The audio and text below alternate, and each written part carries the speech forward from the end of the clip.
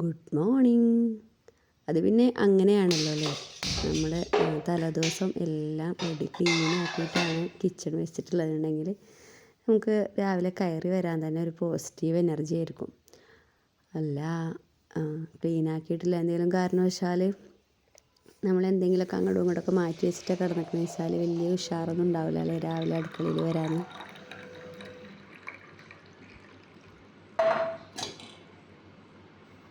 രാവിലെ നല്ലൊരു കട്ടൻ ചായ അത് നിർബന്ധമാണ്. അങ്ങനെ അതാ ചായയൊക്കെ കുടിക്കുകയാണ് കേട്ടോ.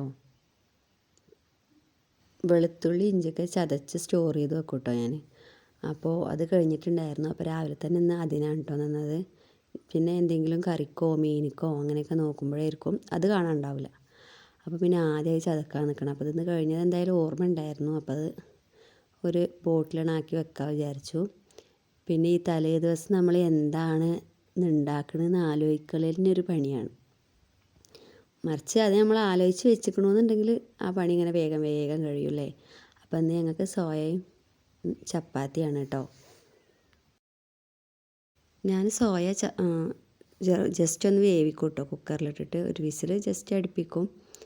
എന്നിട്ട് പിന്നെയാണ് മസാല പുരട്ടി വെച്ചിട്ട് കുറച്ച് കഴിഞ്ഞിട്ടാണ് പൊരിച്ചെടുക്കുക കേട്ടോ. അപ്പോൾ എല്ലാവരും അങ്ങനെ തന്നെ ആയിരിക്കും എന്ന് വിചാരിക്കണു.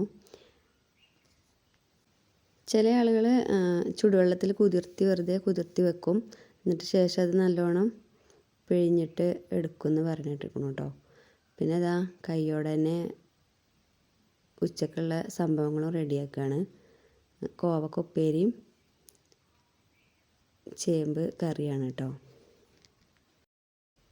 ഈ ഡിസംബർ മാസം ആയത് കാരണേ എണ്ണയൊക്കെ രാവിലെ എടുക്കുമ്പോൾ നല്ല തണുത്തിട്ടുണ്ടാവും.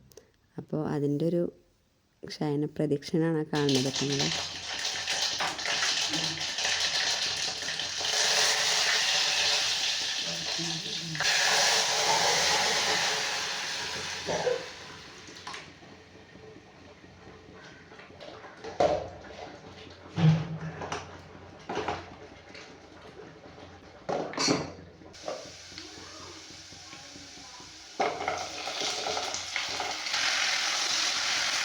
പിന്നെ രാവിലത്തെയും ഉച്ചക്കത്തെയും പരിപാടികൾ അടുക്കളയിൽ കഴിഞ്ഞു കേട്ടോ. പിന്നെ എന്താ ഉച്ച സമയത്ത് ഭക്ഷണം കഴിക്കാൻ എടുക്കുകയാണ്.